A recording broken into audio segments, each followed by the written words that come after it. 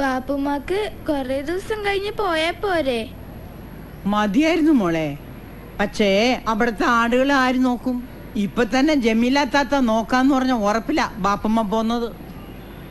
എപ്പോഴും അത് പറ്റുമോ? ബാപ്പ സമയത്തെത്തുന്നു വിചാരിക്കണ്ട, എപ്പോഴും വൈകും. കുടുംബകാര്യത്തില് മാത്രമേ അമ്മാന്തുള്ളൂ, നാട്ടുകാരുടെ കാര്യത്തില് വലിയ കൃത്യനിഷ്ഠയാ. ഓന്റെ ബാപ്പയെ എങ്ങനെയായിരുന്നു? കുടിയിലെ കാര്യം മുടങ്ങിയാലും പള്ളിക്കാര്യം മുടക്കൂല. നാട്ടിലെങ്ങനെയും ജീവിക്കാം, അതുപോലെയാണോ അന്യനാട്ടില്?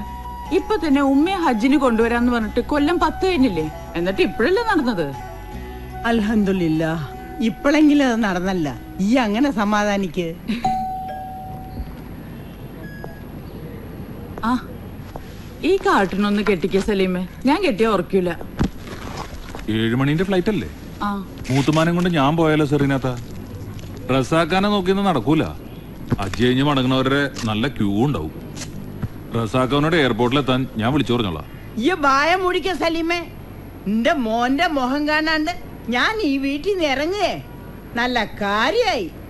വിമാനം ഇതല്ലെങ്കിലേ വേറെ വരും. നീ ഞാൻ പൊക്കോട്ടെ. ഓ എല്ലാം എടുത്തു വെച്ചോ സലീമേ? റസാക്ക വരാതെ മോളിൽ നിന്ന് ഇറങ്ങില്ലെന്ന് വാശി പിടിച്ചിരിക്കുക മുത്തുമ്മ. ഇതും കൂടി വെച്ചോ. ഇങ്ങനെ നടക്കണോണ്ട് റസാക്കയുടെ പോക്കറ്റ് കാലിയാവണത് മാത്രം മെച്ചുള്ളൂ. വേറെ വല്ലവരായിരുന്നെങ്കിൽ നാട്ടിലിപ്പോ എന്തൊക്കെ ഉണ്ടാക്കിയാനെ. ഒരു വീട് പണിയാൻ തുടങ്ങിയിട്ട് ഇപ്പൊ കൊല്ലത്രയായി. അടുത്ത മഴക്കാലത്തിന് മുമ്പ് വാർപ്പ് തീർക്കുന്ന ഉപ്പ നീ പറഞ്ഞിട്ടുണ്ടല്ലോ. മിണ്ടാണ്ടിരിക്കെ. അങ്ങനെ ഇപ്പൊ 8 മഴക്കാലം കഴിഞ്ഞു പോയത്, എന്നിട്ട് വാർപ്പ് തീർന്നോ? ഒക്കെ ഉണ്ടാവും സെറീന. തൊട്ടതിനും പിടിച്ചതിനും ഓനെ കുറ്റപ്പെടുത്താതിരുന്നാ മതി. ഉമ്മ പോണ നേരായിട്ടും എന്നെ കുറിച്ചുള്ള പരാതികൾ വായിച്ചു തീർന്നില്ലേ സെറീന? അന്നെ കുറിച്ച് ആർക്കാടാ പരാതി? ഓള് സ്നേഹം കൊണ്ട് പറയുന്നല്ലേ. അതെ അതെ, പക്ഷെ ഇവള് സ്നേഹം കണക്കാക്കണത് കമ്പിയുടെയും സിമെന്റിന്റെയും മണലിന്റെയും കണക്കനുസരിച്ചാ. ഓരോ പണിയുന്നെടുത്ത് 1 ലോഡ് മണലിറക്കിയ ഇവക്ക് ഞാൻ 1 ലോഡ് സ്നേഹം ഇറക്കി കൊടുത്തു എന്നർത്ഥം അല്ലേ സെറീന? ഇപ്പൊ തന്നെ നേരം വൈകി, ഇറങ്ങാൻ നോക്ക്. എന്നിട്ട് മതി എന്റെ സ്നേഹത്തിന്റെ കണക്കെടുപ്പ്. വാ ഉമ്മ. ചെന്ന ഉടനെ ദാമോദരൻ ഡോക്ടറെ കാണണം. BP ഷുഗറും ഒക്കെ ചെക്ക് ചെയ്യണം. വാ. ഉമ്മ അന്നെ കണ്ണു നിറച്ചൊന്ന് കണ്ടോട്ടെ.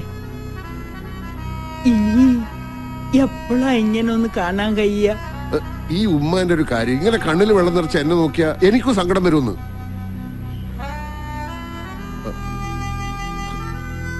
വന്നേ.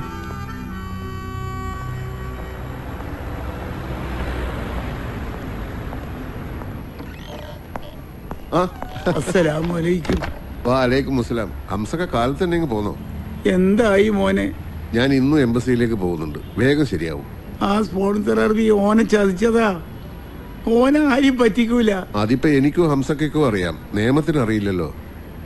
30 കൊല്ലം ഇവിടെ കിടന്ന് ഞാൻ നയിച്ചിട്ടും ഒരു നേർഗതി ഇല്ലാതെ വന്നപ്പോഴാ ഓനെ കൂടി വിസ അയച്ച് വരുത്തിയത്. എന്നിട്ടിപ്പോ ഇവിടെ ജയിലിലെ ഇരുട്ടറെ കിടക്കാനാണല്ലോ എന്റെ മോന്റെ വിധി. എംബസിയിൽ ചിലര് സഹായിക്കാന്ന് പറഞ്ഞിട്ടുണ്ട്. റഷീദിന് പെട്ടെന്ന് റിലീസ് കിട്ടും.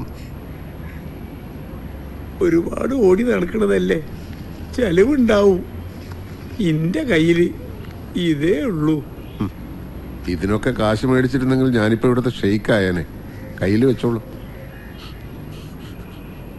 ഹംസക്കൊക്കെ കുടിക്കാൻ എന്തെങ്കിലും കൊടുക്ക്. വേണ്ട റസാക്ക്, വിശപ്പോ എന്താവോ ഒന്നും ഇല്ലാണ്ടായിക്കണ്. സ്റ്റോക്ക് എല്ലാം തീരാറായി. കഴിഞ്ഞ തവണ ഇറക്കിയതിന്റെ പേയ്മെന്റ് കൊടുക്കാനുണ്ട്. കൊടുക്കാടോ. താൻ 100 റിയാലിന്റെ റീചാർജ് കൂപ്പൺ എടുക്ക്. കടയിലെ കാര്യം നോക്കാണ്ട് റസാക്ക് ഇങ്ങനെ നടന്നാൽ ശരിയാവില്ല കേട്ടോ. ബത്തേലെ കടയുടെ കാര്യം അറിയാലോ, അതുപോലെ ഇതും പൂട്ടിപ്പോണ്ടെന്ന് നോക്കൂ. പിന്നെ ഞങ്ങളെ കുറ്റം പറയരുത്. നാട്ടുകാരുടെ കാര്യത്തിനായാലും ഇവിടുന്ന് കിട്ടിയാലേ ചെലവാക്കാനുണ്ടാവൂ. എല്ലാം ശരിയാവൂടോ. ഒറ്റ കൂപ്പണല്ല, 50 റിയാലിന്റെ 2 കൂപ്പൺ. എന്നിട്ടെന്തിനാ വൈകുന്നേരം ആവുമ്പോഴേക്കും 50ന്റെ 2 കൂപ്പണും നാട്ടുകാർക്ക് വേണ്ടി വിളിച്ചു തീർക്കൂലേ? രണ്ടായാലും കണക്കാ.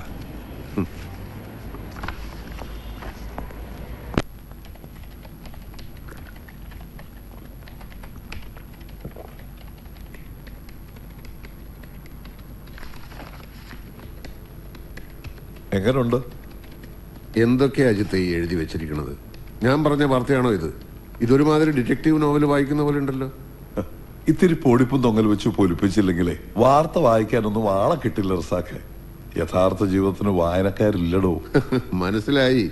കഥയും നോവൽ എഴുതി തോറ്റുപോയവരാ ജേർണലിസ്റ്റ് ആവുന്നത് എന്ന് പറയുന്നത് സത്യ. എന്തിനാ അജിത്തെ നിങ്ങളുടെ സംശയവും ഭാവനയും വെച്ച് ഈ പാവങ്ങളുടെ ജീവിതം ഒട്ടിങ്ങനെ തട്ടിക്കളിക്കുന്നത്? സ്പോൺസറെ തല്ലിയതിന്റെ പേരിൽ അറസ്റ്റിലായ ചേർത്തലക്കാരൻ സുരേന്ദ്രനെ പറ്റി വന്ന വാർത്തയിലെ സ്പോൺസറുടെ ഭാര്യയുമായി സുരേന്ദ്രന് ബന്ധമുണ്ടായിരുന്നോ എന്ന സംശയമാണ് വഴക്കിലെത്തിയത് എന്ന് നിങ്ങൾ എഴുതിയില്ലേ? ഒടുവിൽ അത് എവിടം വരെ എത്തിയെന്നറിയാമോ? അതോ നിങ്ങൾക്കത് നിസ്സാരം. സുരേന്ദ്രൻ ശിക്ഷ കഴിഞ്ഞ് നാട്ടിലെത്തിയാലും ഭാര്യയുടെ കൂടെ ജീവിക്കാൻ കഴിയില്ല. ഭാര്യ പോയി. That's interesting. പക്ഷേ സുരേന്ദ്രൻ ജയിലിൽ നിന്ന് ഇറങ്ങുന്ന ദിവസം മാത്രമേ ആ സ്റ്റോറിക്ക് നിലനിൽപ്പുള്ളൂ. 10 മിനിറ്റിൽ കൂടുതൽ ഞാനിവിടെ ഇരുന്നാൽ താൻ എന്നെയും ഒരു കോളം വാർത്തയാക്കി മാറ്റും. അതിനു മുമ്പ് ഞാൻ ഇറങ്ങ. നിക്ക്, ഒരു പുതിയ ന്യൂസ് ഉണ്ട്. കൊടുക്കുന്നതിന് മുമ്പ് തന്നെ ഒന്ന് കാണിക്കാന്ന് വിചാരിച്ചു. ബുറൈദയിൽ ഒരു അറബിയുടെ വീട്ടിലെ ഗദ്ദാമയാ. അവിടുന്ന് കുറെ പണവും സ്വർണവും മോഷ്ടിച്ച് 2 ദിവസം മുമ്പ് ചാടിപ്പോയി എന്നാണ് വാർത്ത. വല്ല പരിചയം ഉണ്ടോന്ന് നോക്കി. അശ്വതി അറിയോ? ഇല്ല. വെണ്ണതോൽക്കുമുടലിൽ സുഗന്ധിയാ വെണ്ണ തേച്ച് നിൽക്കും ഒരു ടിപ്പിക്കൽ മലയാളി പെണ്ണ്. മോഷ്ടിച്ച് കടന്നു കളഞ്ഞാണെന്ന് കണ്ടാ പറയൂ.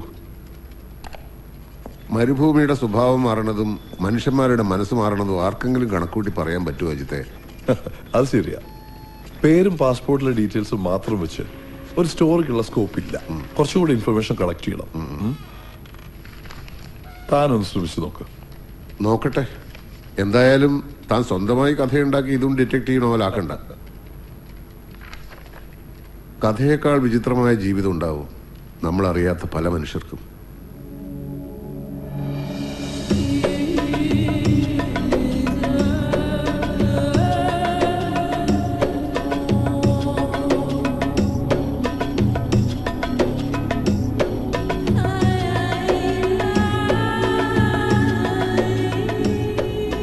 നമ്മള് ബുറൈദയിലാ താമസം.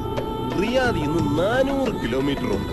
ചവിട്ടി വിട്ട 3-3.5 മണിക്കൂർ കഷ്ടി.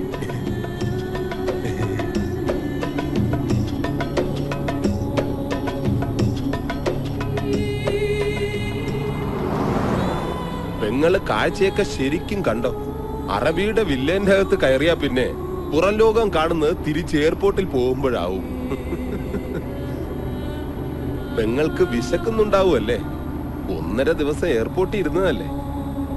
സാറില്ല.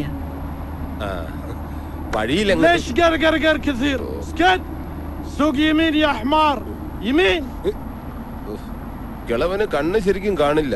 എന്നിട്ടാണ് ലെഫ്റ്റും റൈറ്റും. 10 കൊല്ലം മുമ്പ് ഞാൻ ഇവരുടെ വണ്ടി ഓടിക്കാൻ തുടങ്ങിയപ്പോ മുതലുള്ളതാ വടിവച്ചുള്ള ഈ കുത്തല്. വന്ന കാലത്ത് വഴി പഠിപ്പിക്കാനുള്ള കിളവന്റെ രീതിയായിരുന്നു ഇടതു തോളി കുത്തിയ ഇടത്തോട്ട്, വലതു തോളി കുത്തിയ വലത്തോട്ട്, തലയെ കുത്തിയാൽ നേരെ.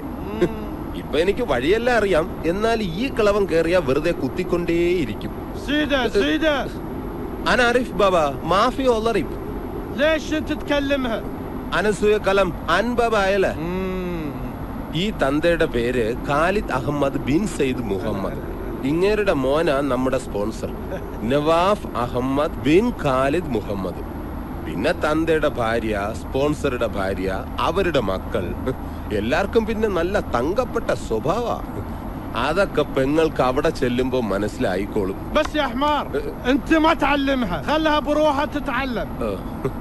ഞാനൊന്നും പറയണ്ട, ഇനി പെങ്ങളെല്ലാം താനേ പഠിച്ചോളൂന്ന്.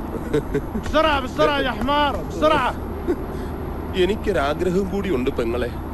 ഈ കള്ളക്കളവനെ വണ്ടിയിടിച്ച് കൊന്നിട്ട് സൗദി ജയിലിൽ പോയി സുഖമായിട്ട് കിടക്കണം.